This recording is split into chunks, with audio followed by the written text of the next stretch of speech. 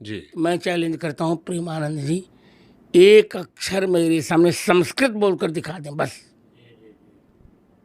या मेरे कहे हुए संस्कृत श्लोकों का अर्थ समझा दें।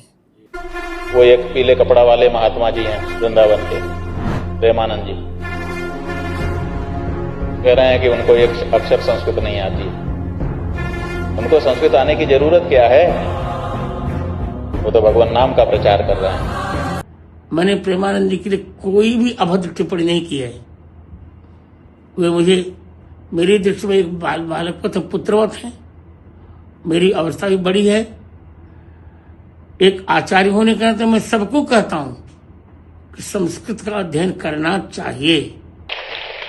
आपको नहीं दिखाई देता, आपको सुनाई भी नहीं देता लगता। जब स्वामी रामभद्राचार्य जी ने प्रेमानंद महाराज पर एक बयान दिया था कि उनको संस्कृत नहीं आती है, उनके अंदर कोई चमत्कार नहीं है, तो उन्होंने शायद सोचा भी नहीं था कि इस बयान का उन्हें इतना बड़ा खामियाजा भुगतना पड़ेगा। इस बयान की वजह से उन्हें इतनी ज़्यादा आलोचनाएं झेलनी पड़ेगी और कहीं ना कहीं उन्हें अपनी साख है, साख को बचाने के लिए अपने बयान को वापस लेना पड़ेगा। उन्हें अपने बयान को कुछ इस तरह से बताना पड़ेगा, उसको क्लैरिफाई करना पड़ेगा, उसका स्पष्टीकरण देना पड़ेगा।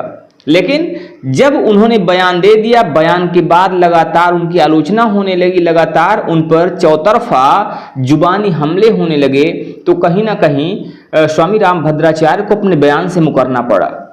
उन्हें यह कहना पड़ा कि नहीं, मेरा कोई ऐसा कहने का आशय नहीं था, मेरा कहने का मतलब है कि हर किसी को संस्कृत पढ़नी चाहिए।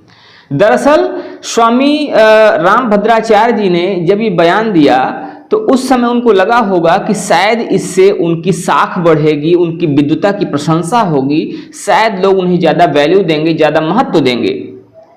लेकिन मामला जब उल्टा हो गया तो उन्हें ये स्पष्ट रूप से आकर बोलना पड़ा कि मेरा कहने का कोई ऐसा अर्थ नहीं था, मेरा कोई ऐसा आशय नहीं था। मैं प्रेमानंद महाराज को, मेरा उनका अपमान करने को इरादा नहीं था। संत सभी पूज्य हैं और इसीलिए वो मेरे बालक के समान है, जैसा कि मैंने पहले भी कहा है इसके विषय में। तो उन्होंने अपने मुंह से एक बार फिर से, हालांकि इस बात को तो उन्होंने पहले कहा हुआ था कि प्रेमानंद महाराज जो प्रेमानंद जी हैं वो उनके बालक की तरह हैं, उम्र में भी उनसे छोटे हैं, लेकिन उनको संस्कृत नहीं आती है, उनके अंदर कोई चमत्कार नहीं है। वो वेंटिलेटर पर, वो अगर देखा जाए तो डायलिसिस पे चल रहे हैं, और डायलिसिस पे तो कोई भी चल सकता है, कोई भी व्यक्ति डायलिसिस से जिंदा रह सकता है। लेकिन चारों तरफ से हमला होना शुरू हुआ और ये हमला अभी तक थमा नहीं है। ट्विस्ट की बात यह है कि उन्होंने शंकराचार्य जी को भी नहीं छोड़ा था। उन्होंने कहा था कि जो गाली देने वाला है, क्या गाली देने से कोई शंकराचार्य बन सकता है? उनका कहना था, सीधे सीधे उन्होंने यही बात कहा था कि गाली देने से क्या कोई शंकराचार्य बन सकता है क्या? सारे शंकराचार्य नकली, सारे आचार्य नकली, भाषण न लिखने के कारण। जी। अब पूर्व के शंकराचार्य को स्वयं संस्कृत बोलने का अभ्यास नहीं है, तो गाली देने से कुछ शंकराचार्य बन जाता है क्या? शंकराचार्य जो सबसे बड़े शंकराचार्य हैं, उनके विषय में उन्होंने वो बात कही थी कि उनको भी संस्कृत बोलनी नहीं आती है, वो संस्कृत में बात नहीं कर सकते हैं। लेकिन अब इस बात को 2 दिन गुजर जाने के बाद भी मामला भी थमा नहीं है। लगातार इस बात की चर्चाएं हो रही हैं और लगातार उन पर जुबानी हमले किए जा रहे हैं। और इसी क्रम में इस समय शंकराचार्य अभिमुक्तेश्वरानंद सरस्वती जी ने उन पर एक जुबानी हमला किया है, और हमला उन्होंने बहुत तीखा किया है। उन्होंने अपने हमले में एक बात यह भी कही कि आपको दिखाई नहीं देता है और ऐसा लगता है कि आपको सुनाई भी नहीं देता है। मतलब कहीं ना कहीं स्पष्ट रूप से उन्होंने एक बड़ा तीखा हमला किया है। उनको दिखाई नहीं देता है कह के उनको कहीं ना कहीं उन्होंने वो अपशब्द कहने की कोशिश की है जिसको शायद मुंह से बोलना अच्छा नहीं लगता है। लेकिन अब यहां पर बात क्या है उसको समझते हैं। उन्होंने उस बात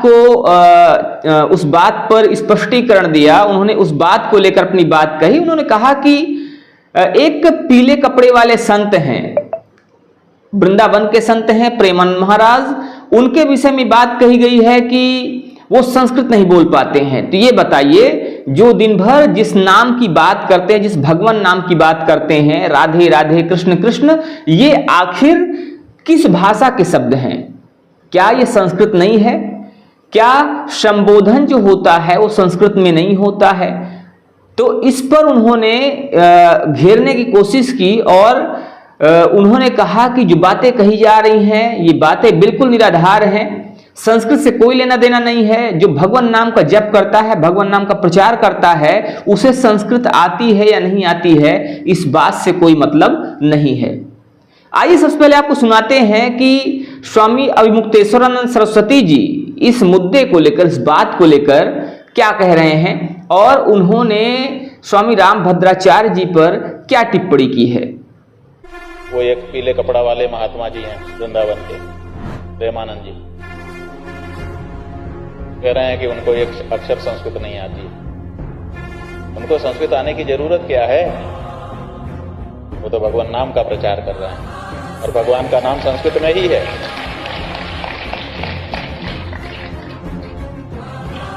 भगवान का नाम किस भाषा में है बताएं हमको। वो दिन भर राधे राधे कृष्ण कृष्ण, राधे राधे कृष्ण कृष्ण, हे गोविंद हे गोपाल बोल रहे हैं और लोगों को प्रेरित कर रहे हैं कि नाम स्मरण करो। हमें बताएं कि भगवान का नाम, ये राधे राधे, ये कृष्ण कृष्ण, ये गोपाल गोपाल, ये गोविंद गोविंद किस भाषा के शब्द हैं?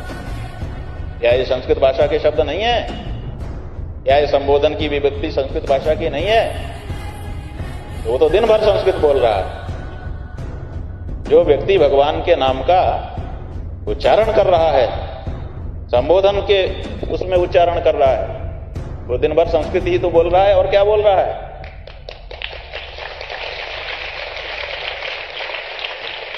आपको नहीं दिखाई देता, आपको सुनाई भी नहीं देता लगता।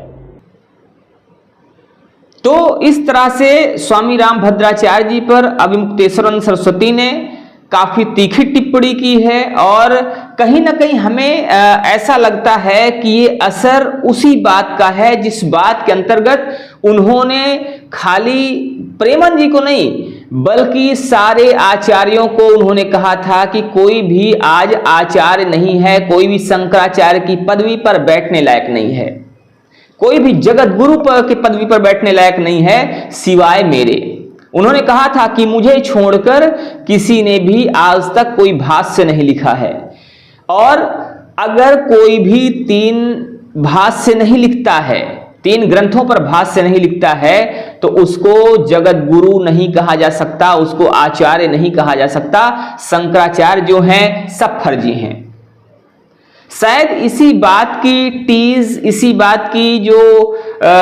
बात का गुस्सा अभिमुक्तेश्वरानंद सरस्वती जी के अंदर भी देखने को मिल रहा है, जिसकी वजह से उन्होंने काफी तीखी आलोचना की है और उन्होंने उन्हें दिखाई ना देने वाला तक कह दिया है। सीधी सी बातों में कहा जाए, सीधे सीधे शब्दों में कहा जाए तो उन्होंने उन्हें अंधा तक कह दिया है।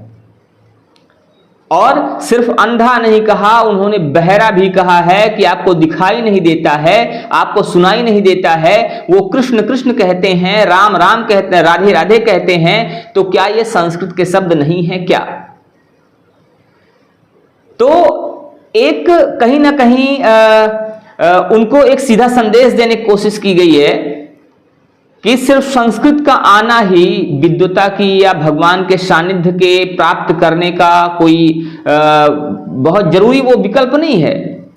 अगर आपको संस्कृत नहीं भी आती है लेकिन आप भगवान का जप करते हैं, आप भगवान के शरण में रहते हैं, तो भी आप ईश्वर के उपासक ही हैं और इससे कोई फर्क नहीं पड़ता है कि आपने कितने भाष्य लिखे हैं। कहीं ना कहीं इस बात को भी दर्शाने की, समझाने की कोशिश इशारों में की गई है और इस बात की भी कोशिश की गई है कि अनर्गल यूं ही किसी भी संत पर टिप्पणी ना की जाए।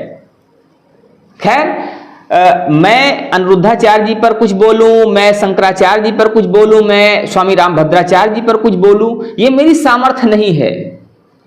लेकिन इस समय कहीं ना कहीं ये जो चीजें चल रही हैं, ये चीजें सनातन को पीछे करने वाली हैं, सनातन को कहीं ना कहीं गिराने वाली हैं। और ऐसी टिप्पणियां कोशिश की जानी चाहिए कि ऐसी टिप्पणियां साधु संत एक दूसरे पर ना करें। तो इस टिप्पणी को लेकर, इन बातों को लेकर, स्वामी रामभद्राचार्य जी की बातों को लेकर और अभिमुक्तेश्वरानंद सरस्वती जी की बातों को लेकर आपका क्या मानना है, आपका क्या कहना है? क्या उन्होंने जो बातें कही हैं वो सही बात है, उन्होंने सही कहा है, या आपके हिसाब से क्या उचित होना चाहिए? क्या यहाँ पर उचित है, क्या अनुचित है, वो आप भी बताइए। बने रहिए हमारे साथ खबरों के अपडेट के लिए। आपके विचारों का, आपके भावों का, आपके कमेंट्स का, आपके जवाब का हमें इंतजार रहेगा। मिलते हैं फिर से, तब तक के लिए जय हिंद।